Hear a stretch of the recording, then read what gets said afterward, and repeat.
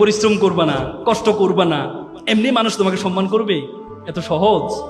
আমরা সবসময় বলি, আমরা একটা হাদিসের কথা, তকদির কখনো পরিবর্তন হয় না। কপালে যেটা আছে সেটা, কপালে যেটা আছে সেটা। অথচ আল্লাহ তাআলা কোরআনে বলেছে ওয়ালাইসা লিল ইনসানু ইল্লা মা সাআ। আল্লাহ বলেছে মানুষ ততটুকুই পায় যতটুকু সে চেষ্টা করে। এবং আল্লাহ তাআলা কোরআন আরেকটা আয়াতে বলেছে ইন্নাল্লাহা লা ইউগাইয়িরু বিকাউমি হাত্তা ইউগাইয়িরু বিআনফুসিহিম। আল্লাহ কোন জাতির ভাগ্য পরিবর্তন করে না যতক্ষণ পর্যন্ত ওই জাতি এবং ওই ব্যক্তি নিজের ভাগ্য পরিবর্তন করার চেষ্টা না করে। আর তুমি মনে করো চেষ্টা করবা না, এমনিই তুমি সফল হয়ে যাবা, তোমাকে মানুষ সালাম করবে, প্রণাম করবে? না, এমনি করবে না, তোমাকে এমনি কখনো করবে না। পরিশ্রমের কোনো বিকল্প নেই। মনে রাখবা, পরিশ্রম তার পারিশ্রমিককে কখনো খালি হাতে ফেরায় না, কখনো না, কখনো না।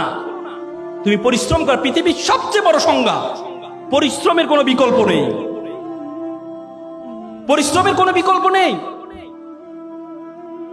একটা এক্সাম্পল তোমাদেরকে দিই। একবার একটা অঞ্চলে তারা চিন্তা করলো একটা মন্দির বানাবে। তো মন্দিরের জন্য কি লাগে? মূর্তি লাগে। তো তারা চিন্তা করলো একটা মূর্তি বানাবে। তো মূর্তির জন্য কি লাগবে? পাথর লাগবে। তো তারা চিন্তা করলো একটা পাথর কোথা থেকে পাওয়া যায়? সুন্দর, পাশের গ্রামে একটা পাথর আছে, সুন্দর পাথর, সাদা পাথর, চমৎকার পাথর। তখন তারা গেল পাথরকে অফার করতে, যে পাথর সাহেব আপনাকে একটু লাগবে। বলছে আমাকে লাগবে, আমাকে নিয়ে কি করবা? বলছে আপনাকে নিয়ে আমরা একটু 6 মাস একটু কাটবো, ঘষবো, মাজবো, এরপর আপনাকে মূর্তি বানাবো, মন্দিরে রাখবো, সবাই এসে আপনাকে সেলুট করবে, প্রণাম করবে, সালাম করবে। 6 মাস? না, এ কষ্ট আমার দ্বারা সম্ভব না। আমাকে কষ্ট ছাড়া যদি কোনো কাজ থাকে সেটা বলো। বলছে না, আপনাকে তো এভাবে রাখলে তো কেউ সালাম করবে না আপনাকে। তখন অবহেলিত একটা পাথর ছিল পাশে, কালো পাথর। সে বলে স্যার আমাকে নিয়ে যান, 6 মাস না, 1 বছর ধরে আমাকে কাটেন, ঘষেন, মাজেন, কোনো সমস্যা নেই। পরবর্তীতে এই কালো পাথরটাকে নিয়ে যাওয়া হয়। নিয়ে যাওয়ার পর 10 জন মিলে তাকে কেটে ঘষে কাটাকাটি শুরু করলো। 10 মাস ধরে কাটছে। কাটার পর তাকে মূর্তির অবয়ব বানালো। অবয়ব বানার পর মন্দিরে রাখলো। দেখা যায় সবাই এসে তাকে প্রণাম করছে, সালাম করছে, নারিকেলে পানি ঢালে। দেখলো তো বিশাল লাইন পড়ে গেছে নারিকেলে পানি।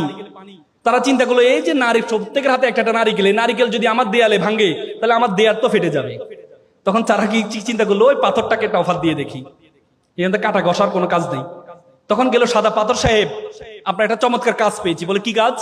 বলছে আপনাকে কাটবে না, ঘষবে না, মাজবে না, কিচ্ছু করবে না, শুধু নারিকেল ভাঙবে। খুব চমৎকার। 6 মাস?